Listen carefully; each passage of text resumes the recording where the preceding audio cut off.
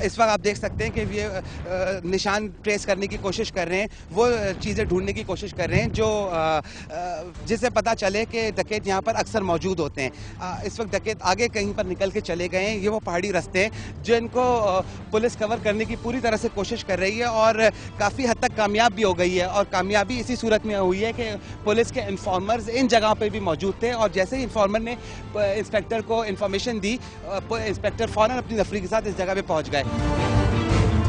नाज़रीन, आप देख सकते हैं कि ये वो रास्ते हैं कि जिनके ज़रिए डकैत इस वक्त भागने में कामयाब हुए हैं और आप ये देखें कि पुलिस मुसलसल आगे जा रही है, ट्रेस करने की कोशिश कर रही है, उनके किसी भी तरह का कोई निशान मिल जाए जिसके बेस पे ऊपर ये लोग आगे बढ़ सकें।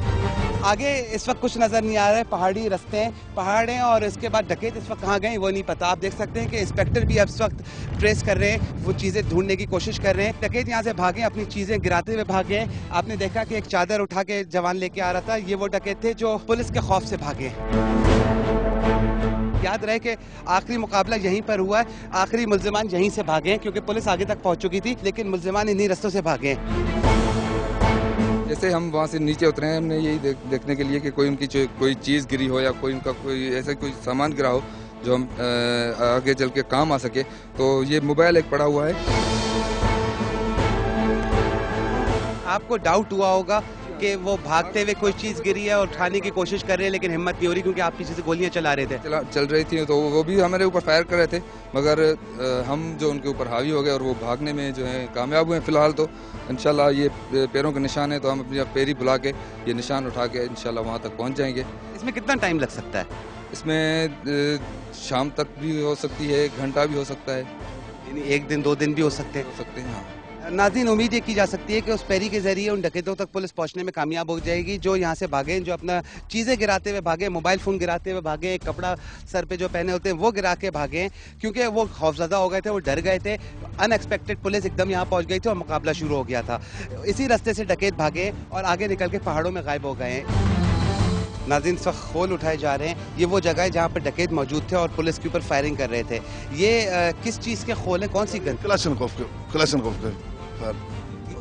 के। और एक जगह से इतने खोल मिल रहे हैं? हाँ सर, बिल्कुल। जो 3 भागे हैं ना, वो अपना उन्होंने खोल है क्लाशनकोफ। तीनों तो अलग अलग पोजीशंस पे होंगे ना, तो ये एक पोजीशन पे इतने खोल मिल रहे हैं। और लोगों ने अभी इस वक्त पुलिस के ऊपर कितने राउंड फायर किए होंगे? सर काफी, कम 250 उनने फायर किया। नाज़रीन, अभी भी जवान खोल उठा रहे हैं। ये क्लाशनकोफ के हैं।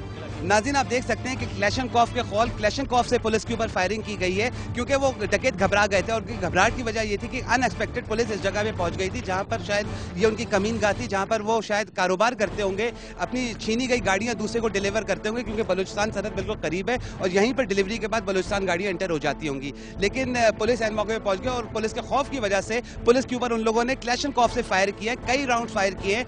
अभी जैसा CI इंस्पेक्टर ने बताया कि 250 से ज्यादा राउंड पुलिस के ऊपर फायर किए गए हैं और इसी वजह से शायद उनको भागने का मौका मिल गया। लेकिन ये भी हो सकता था कि वो डकैत नेक्स्ट रेड में मारे जाएं।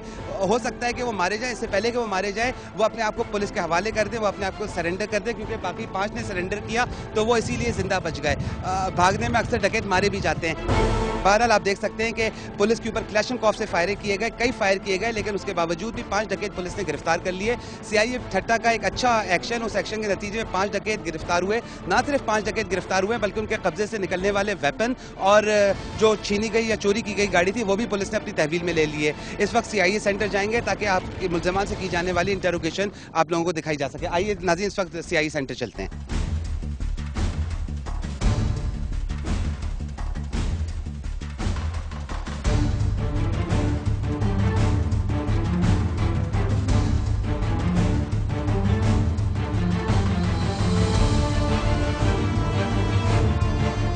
नाज़रीन, CIA इंस्पेक्टर नज़र मोहम्मद आखिरकार अपने मकसद में कामयाब हुए और एक ऑपरेशन के बाद एक गैंग को बस्ट करने में कामयाबी इनको नसीब हुई। आखिरकार हम CIA सेंटर ठट्टा में मौजूद हैं, 5 मुल्ज़िमान यहाँ पर खड़े हुए हैं, जबकि बहुत फ़ख्र से इंस्पेक्टर यहाँ पर मौजूद हैं क्योंकि इन्होंने एक कामयाब ऑपरेशन किया है उन कंप्लेंट्स पे जो आप लोगों की तरफ से मुसलसल हाई ऑफिशियल्स को की जा रही होती हैं। बहरहाल इस वक्त इनसे पता करते हैं कि अब मज़ीद इनका क्या प्रोसेस है और इनसे जो सवाल जवाब किए जाएंगे वो भी हम आपको दिखाते हैं। एक गैंग है, उसमें हमने 5 बंदे पकड़े हैं और गाड़ी ताजमहल पठान की गाड़ी छीनी वो मिली हमारे को। और इसमें जुम्मन छुट्टो है, जहाँ गुलाम रसूल पालारी है। जुम्मन छुट्टो बलूचिस्तान कराची इन इलाकों का बिल्कुल वाकफकार है, और ये इसी इलाके का ये गुलाम रसूल चांग है, यहाँ ये सलीम पालारी है, यहाँ अपना ये बम्भोर पालारी है, या मुस्तफ़ा पालारी है।